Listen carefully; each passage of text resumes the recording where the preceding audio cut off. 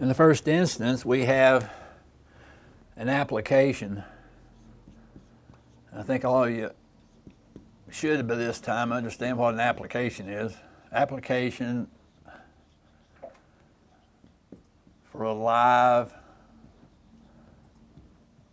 birth, or if you want to spell it this way, it'd be okay too. Anyway, application for a live birth. And then what is created is what's called a birth certificate.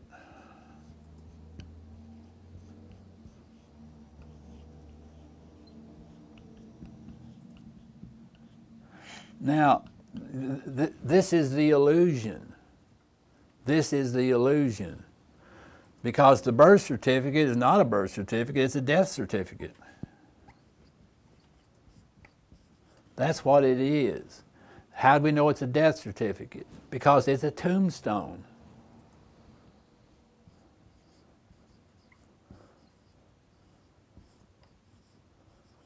How do we know it's a tombstone? Because if you look on the birth certificate, what's it going to have? It's going to have John Doe on there. If you go out to the cemetery and look on the tombstone, what's it going to have on there?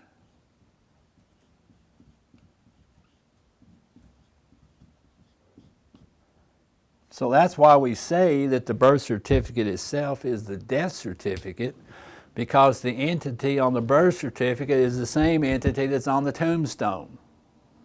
So this is the first instance right here of the assumption that the entity described up here is a decedent, is that they're dead, that they have deceased.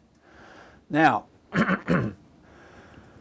if you look at the concepts in the Admiralty, I mean, you go way back to whenever, I mean, way back in the days when they finally figured out that the earth was not flat, they could sail off in a ship and head over to the New World.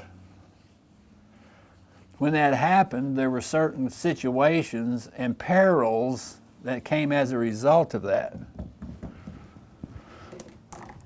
And that was if someone sailed off onto a ship and didn't return, then they ran into a problem. And if they were missing at sea for as long as 7 years, they were determined to be dead. Now, look at the logic of this whole thing. Over here on, let's say, 1 January of 2000,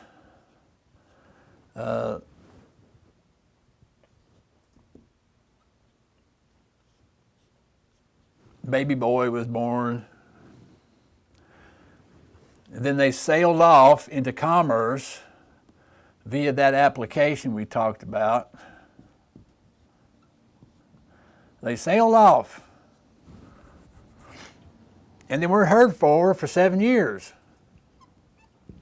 Then they are presumed dead. And if they are presumed dead, then what happens to their estate? And their main estate being what? Their body. And so if they're presumed dead, if there's no evidence that they're alive, then the state can start to administer this estate and all the assets of it, you see. So, I mean, this is a twisted world, folks. And the people that dreamed this stuff up, you know, in my estimation, they were eating some bad mushrooms.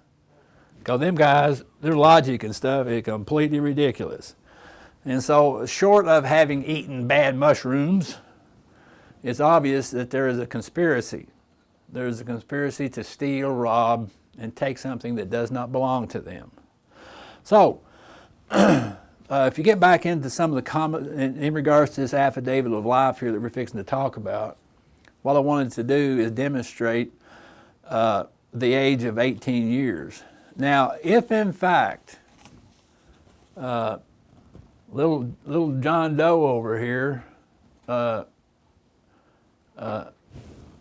before the age of 18 years, his presumption of death could have been overcome by his mother. She could have done the same thing that we're doing here with this.